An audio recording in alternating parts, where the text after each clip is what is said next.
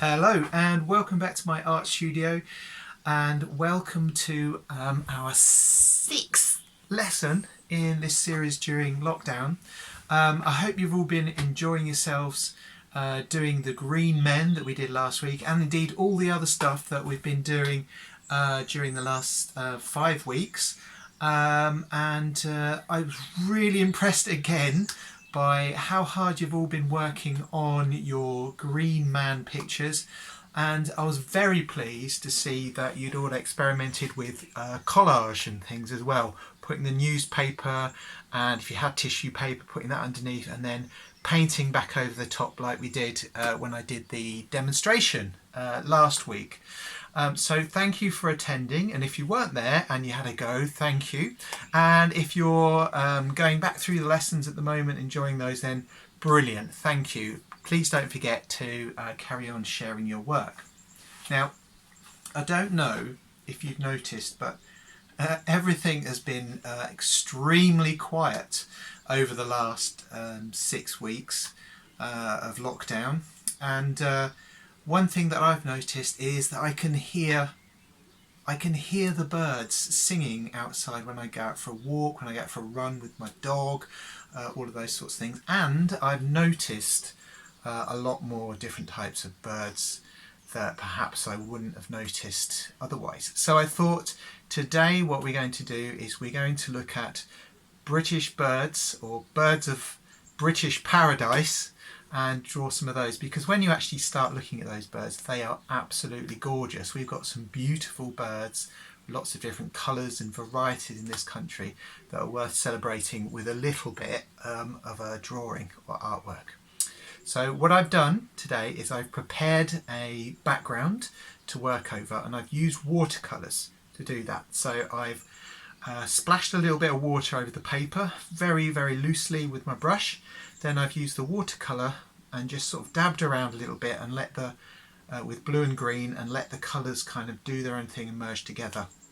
And because it's so gorgeously sunny and warm at the moment, it took just a few minutes out in the sunshine for those for that watercolour to dry off so that I could start working back over the top. So looking at the bird, my bird I think is a jay. And what I've done is I've drawn the basic structure, looking at the size of the head compared to the body. So I've measured the head and how many of those heads will fit into the rest of the body to help me get the proportions correct when I've started off doing that. Okay, so that's where you start off, and then after that it's absolutely lovely to work back over the top with colour pencils. We did colour pencils a few weeks ago, so we're extending that today, but working on a background this time. So have a go at doing that and enjoy the process. I'll be doing another bird on Wednesday when we get together again. Don't forget, Wednesday at 10 o'clock. If there's anyone else that you think would benefit or enjoy taking part, then please let them know, and share the group. Everybody is welcome. Okay. Oh, here is the final result of my picture just here. So you can see the background just there. It's not very good in this light. Oh yeah, there's a background in there. Then I've drawn and penciled over the top with colour pencils, and I've even added a little bit of blue and purple and blended that with a blender in the background. Loads of fun and pretty effective, because you can still see some of the colours in the background coming through onto the bird, so it gives it kind of a soft look as well. Okay, so get your watercolours and colour pencils out. Use any kind of paper that you prefer. But I will say that the cartridge paper I've used, I've had to treat it with a bit of respect because it does wear down quickly, so I built up those colours very gradually. Okay, watercolour paper might be a little bit soft for colour pencils, so some kind of cartridge paper would be ideal. But anyway, let's have a little go. Right, so here we are. So this is how I started off then, as I just said. I put down some water onto the page, so I just sort of splattered that around by sort of moving my brush around a little bit with water on. You can see it just on the paper, but then you can see how I'm using the watercolour just to spread round a bit of blue and green, as that's the colour I decided for my background. Although the actual photograph had more of an autumnal background, I thought I'd go for more of a sort of blue and green, those being some of my favourite colours anyway. So you can see the waters is actually doing its work and blending and spreading around all the different colour. And I've tipped it up a little bit to help it on its way, help it run around a little bit. So this actually dried off really quickly in the garden, because it is after all just water, and on a sunny day it does a great job. There we go. And I didn't want too much of an intense colour in different places, so I actually use, and you'll see that in just a second, I think, where I use a J cloth just to take out some of the heavily watered areas and some of the more intense colour. There you go, there's my J cloth just there. So it just softens down that background, because I don't want those colours to be the dominant part of my picture of my bird. There we go. So that just went outside for about 10 minutes in the sun. Dried off nice and clean. I gave it a brush down. There it goes, it's off. Okay, and here I am again. I brought the image back. I'm going to do it in portrait. I'm going to use colour pencils, and I've taken, as you can see, I've just taken a few measurements using the head as a unit to measure the rest of the body, or the wings on the back there. There we go, and then you can see some of the details starting to form. So as in previous lessons, all I've done is I've just mapped out basic shapes, and I can put in a lot of the details a little bit later on.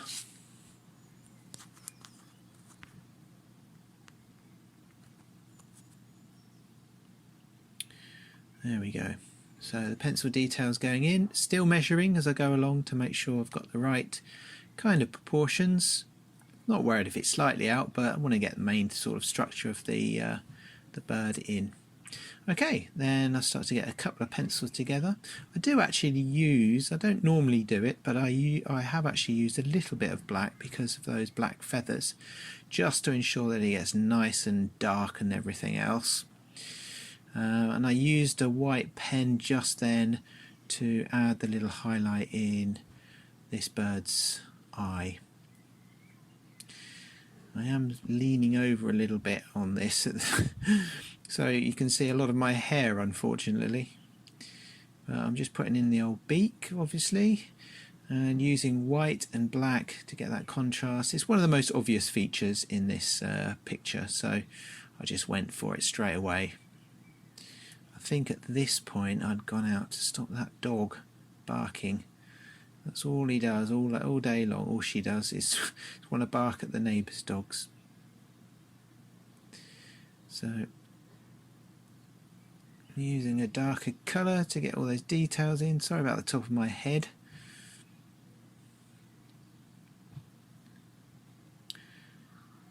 I think in a minute I'll zoom in to the photo a bit closer, or come back out, I can't remember now. Anyway, I'm using white over the top of the background. Once it's dry watercolour, you can work pretty well straight over the top of the picture. And it's, you know, it being a sort of green and blue background, it actually stands out reasonably well, especially with this pencil that I'm using in this case, which is a nice soft pencil. There we go. So I'm using some warm colours combined with some darker browns to get the back of the head nice and clear and stand out well. And then I've gone back in with the burnishing and blending tool. I'm going to have to make sure that I get out of the way on future lessons, because I My hair, well, my hair's, my hair's getting long because I haven't been able to go and get it cut during lockdown. That's my excuse. There we go, nice and close in now. So you can see how I've added a shadow just around the top side of the eye. And here, look, I've decided that it'd be nice to highlight the edge of the bird with a nice bit of this sort of sky blue colour mixed with a little bit of purple. Purples, greens and yellows and blues, they go beautifully together, them being harmonious colours.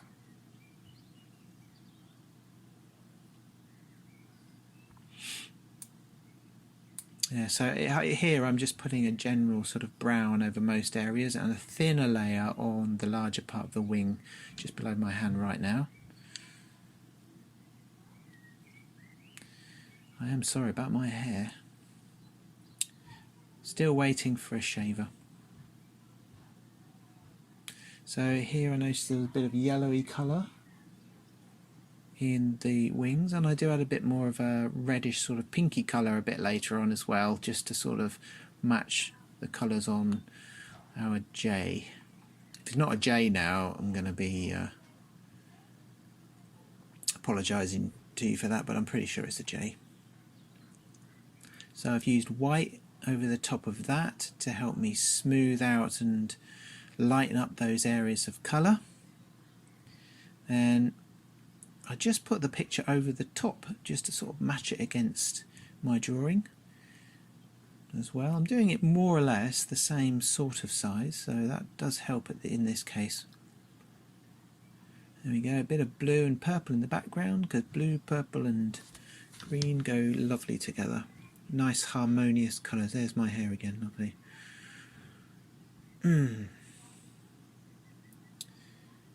Okay, there he is. And we're coming in a little bit closer. So here I was just marking out where those distinctive blue and black feathers, there's a lot of white in there. And a bit later on I actually go back over it with white. But I use a white pen and a black pen on there just to make those stand out. Because I've got this green background behind it, it actually subdues the blue, the whites and the blacks a little bit. So I do go back over it. There you go, there's the white pen going in there just to highlight it and things. And you'll see later on I use a bit of white acrylic just to give it an extra bit of punch on the white areas of the bird too. There we are, and you can see how the white gets blended in and smoothes out those colours. It does actually help because the white gets blended in quite well too with the pinks and the browns. Well, it helps to blend those colours together.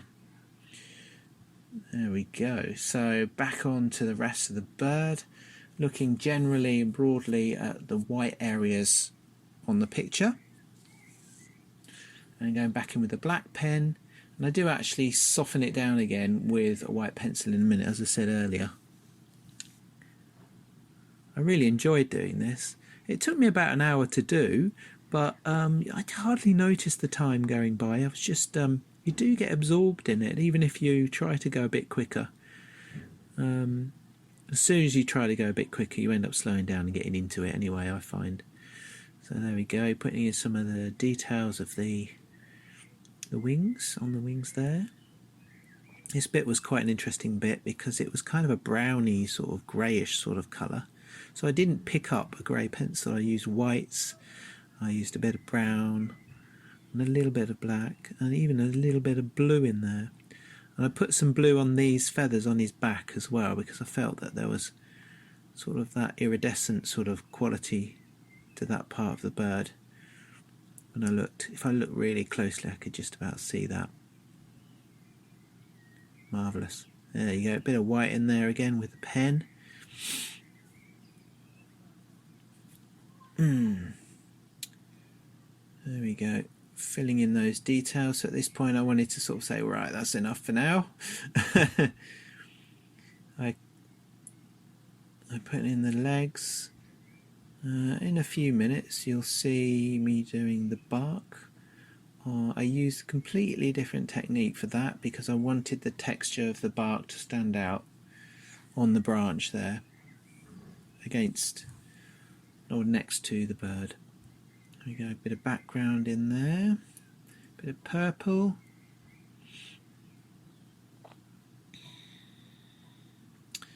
And I think at this point I start to do, oh no, there you go, I'm starting just to use a bit of white paint just to make the white areas of the bird a bit more punchy and stand out against everything else, particularly on that background. So the white paint is more opaque, more solid rather than transparent, which despite your best efforts with a white pencil, some of the colours come through from underneath, which is a nice quality, but some areas of the bird need to stand out a little bit more too. So I think just adding a little bit more white just to highlight those the light on the feathers around the back there, and working more on those claws. There we go. You can see me putting in, so I was using kind of a looping mark making technique. So if you remember the cross hatching sheet that I shared last week, it's a little bit like doing mark making with line here. You can see how the lines kind of overlap each other. I switched to some yellows and things, darker on the bottom, darker on the top, and then some highlights, some white, a bit of blending with the blending pencil, and there we are. So that was really good fun, and the nice thing is that it shows you again how you can layer different colours on top of each other to get another effect. Thank you.